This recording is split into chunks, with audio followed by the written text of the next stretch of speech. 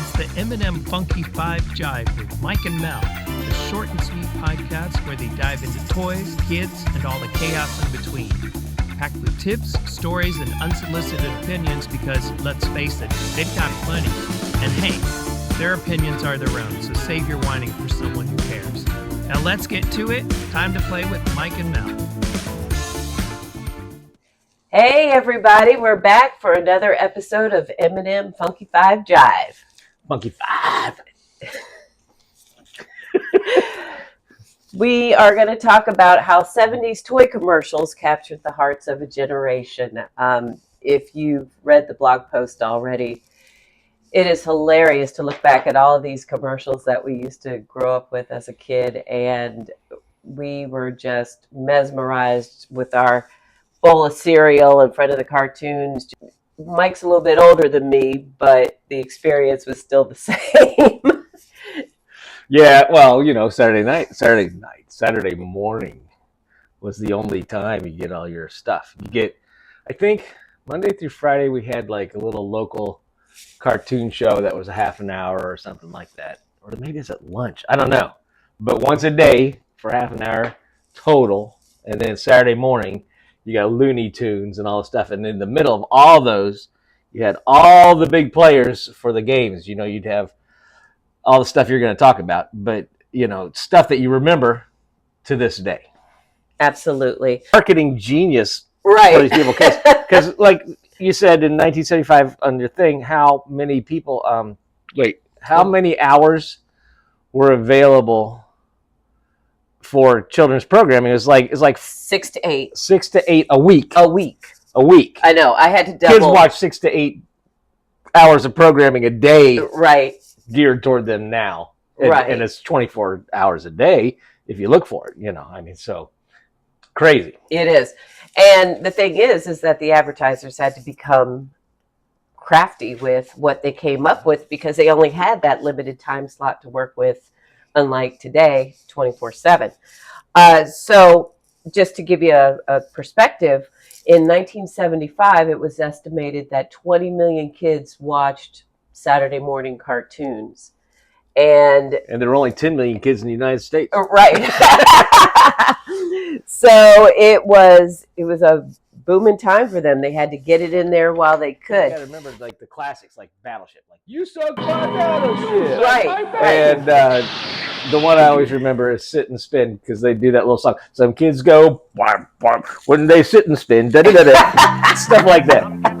Exactly. There's tons of stuff like that. Think about it. I know. There's so many. And I still remember some of them to this day. And if the right trigger hits me, I'll sing it all day long. You know. You get the Rock'em Sock'em robots doing their thing, and SSP cars, and God, what else was there? There was so many much. Light bright, make something with light. Yeah. And then there's some Slinky. Think about that song. Yeah. That song will stick in your head forever. That will. And actually, while I was putting this together, it was in my head for hours. So I couldn't get it out. Rock'em Sock'em Robots. I don't know. That's what I just said. Yeah. Well, I was going to say you remember them, but there wasn't a jingle. I don't remember. I think they had one. Maybe. I don't know. So we'll talk about that a little bit more a little bit later. Something that's interesting is that the trend at the time was toward imagination play. Like Barbie, you know, the glamorous Barbie. Yeah. You know, and like G.I. Joe, you're in the trenches and you're fighting. So it's all about the imagination of what's happening with the figurine in those cases. Right. But, you know, I guess, you know, they always were marketing toward, like when they showed up the smash up derby cars, they would, because remember that's a jingle, smash, bang, smash them up, I don't remember. But they'd show real cars. Right. And then they'd show, you know, the toys hitting each other and the right. pieces flying. And I think it was the trying to get the kids to think they were that. Right, they were in the action. They were in the action. One of the most disappointing things I do have to say is, you know, you would feel like that when you watch the commercial, but like then you get the doll or you get the thing and you go to play with it and you go, man, it doesn't look like the commercial. because they always had those cool backdrops. Like for you guys with the G.I. Joe, you didn't have all those rolling dirt hills. Yeah, we did. We'd make them. Okay. We would make that. Because see, no. I get where you're coming from. Yeah. Because there's always a hype, right? They make it look better than it is. I mean, to this day, everything looks better than it really is when you get it. Except of course our game, it's always exactly perfect. Well, it's exactly. But yeah, I get what you're saying. I think the fun of it though was back then. I mean, I remember playing with those toys, those GI Joes especially. We would make the environments. We'd spend a lot of time making stuff we could destroy, basically. You're right. That's all part of it. Okay, well then let me backtrack a little bit. When I played with Barbie and all of her friends, you didn't unless you had the Barbie Dream House, which I did not. I did have a friend that did. You just basically were sitting them on the kitchen table going, I want to go to kid's house. And that wasn't any fun. I mean, it was fun, but it wasn't like the commercial. It didn't feel like the commercial. No. That's all I'm saying. I did have the camper. So that was a lot of fun. Camper in the Corvette? It did not have My sister had the Corvette. Mm. The camper was fun, actually. We made my sister's playhouse, me and my mom. Mm-hmm. We made big boxes and we painted them. Yeah. And see, it was like a huge modular. It was cool. Actually, that's probably better than the real thing because the Barbie Dream I don't know House if she thought so, but levels. That's like Mom saying we can make a Big Mac at home. It's not quite the same, but yeah, I thought it was cool. But whatever the situation, you had to use your imagination, and it came down to imaginative play. The catchy jingles. Something that's interesting is they were very heavy on the gender-specific advertising. Yeah, So boys' toys, girls' toys. Right. Yeah, that's for sure. Yeah. I mean, and if you had boys involved in a girls' commercial, they were in the background. They weren't really there. Or like if they were playing with Barbie, they held Ken. I have this vague remembrance of something where the boy was in the background going, but I can't remember. That sounds about right. It wasn't my world. So, along with that, then of course they use the regular marketing tactics that are still alive today in commercials, such as creating scarcity. Got to get it now. Cabbage Patch Kids, man. Right. Well, Cabbage Patch Kids is the most famous one ever. Yeah, that was people fighting over it and all that stuff. It's crazy. Oh, I know. That wasn't my generation. That was my sister's generation because she's younger than me. I didn't really care to have one. I was in high school. But I remember she wanted one so badly. And so my mom knew a lady at work who was hand making Cabbage Patch. Oh, I know, right? I remember people doing that. Yeah. And she was appreciative of it, but it's not the same thing. You gotta have the brand name. Cabbage Patch. I think Cabbage Patch Dolls is probably, I don't know, is it a combination? Is it actually a marketing scheme to lessen the supply, or is it just they actually ran out? I don't know. No, I think they actually ran out. I think they did too. I mean, but I don't think it was. I think it ended up being a humongous marketing boost when it ran out, but I don't think it was planned. Yeah, I don't think it was intentional either. But I'm not really sure. Tickle Me Elmo. Okay, that one. We met the creator of that one. Yes, and he was talking about that whole thing. And, so a lot of the 70s toys reflected the era. We had space exploration was huge with Star Wars and the Apollos. That was the big thing. I think like the Star Wars whole thing. I was a teenager, I guess, when all that came out. But for you had the figurines, you had the... Oh my gosh, I had everything, right? Star Wars, right? And her dad threw it all away. And he threw it away. Oh my gosh, I can't believe like throwing away Superman #1. I know. Oh my gosh. But I had those. I was probably the only 8-year-old on my block who had the soundtrack to Star Wars and actually listened to it. Believe it or not, you've got that soundtrack someplace right back here. Somewhere. From the 70s. Right. Also, there were a lot of pop culture tie-ins, like with Scooby-Doo and Batman and Charlie's Angels. Chips. and chips. And Steve Austin, the $6 million man. Oh my gosh, I had $6 million man. I had Bionic Woman. That was so fun. That was awesome. I even have to. Did you say Charlie's Angels? I had a Charlie's Angels lunchbox. I may have had the Farrah. Well, and then all the cartoons had their stuff, Scooby Doo and all the Looney Tune characters and all that stuff. Yeah, everything. I remember specifically the feelings that I would feel of excitement and watching these commercials, and there was no discretion going on in my head. No, well, maybe it's not as great as they say. I was just like, I want it. No, yeah, that was it. Right. I mean, that's exactly what they created played the off. hype. They wanted you. Yeah. Right. And that was the other thing, the peer pressure, because well, Joey down the street's got it. Yeah. No, I use that one all the time. It did not fly at my house because then they would say, well, if so and so down the street's got it, then you can go down there and play with it. Right.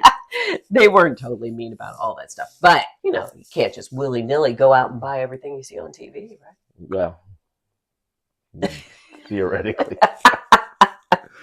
When they made these 70s toy commercials, I mean, if you look at them now, of course, we've got AI and all sorts of special effects that are added to commercials. And back then, they had what's called budget-friendly effects. You remember, like with, the little fake explosions, they'd probably be hand-drawn in the commercials. Yeah, like cartoons. And making somebody fly. You'd see the little fish line as you're making them fly. Right. It's kind of funny. Right. You look at it now. But it's okay. Everything was rudimentary. Yeah, but we didn't care. But that kind of made it cool, because that's kind of what you and I play with now. Yeah. Because you can do all this flashy stuff now, even in your home studio. But some of that throwback kind of bad effects are actually kind of cool. Right. And actually, I think, now that I think about it, I didn't think about this before we talked, but, maybe that lent a bit of authenticity to it, because, if you had G.I. Joe, flying all over the place or whatever, it would, obviously that's not going to happen in real life, but if you had it from a string, any kid can do that. So, maybe that made the playtime real. Right. That's a very good point. Because that felt real. Right. And you're like, yeah, I can do that. Yeah. Yeah. But I could also put a firecracker in the Kung Fu grip. In the Kung Fu grip and blow his hand off. So, they didn't show that in the commercial. Right. In 1974, the FCC introduced rules limiting the amount of advertising that children's programming.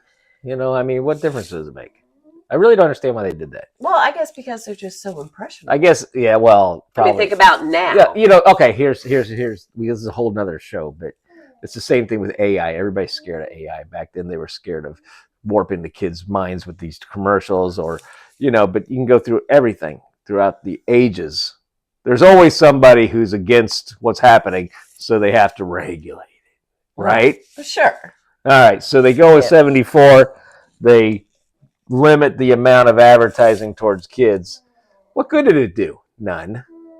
You still see the same commercials. You still see the same commercials. I don't get what the point was. It's just to appease the watchdog groups. All the watchdog. Yeah. But I mean, the real policing of the TV starts at home. I mean, you can't really. Right. It's up to the parent. You can't, control every fail-safe.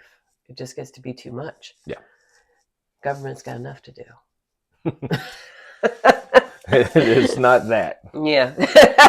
All right, go on. So, anyway, that's basically it. It's all I got.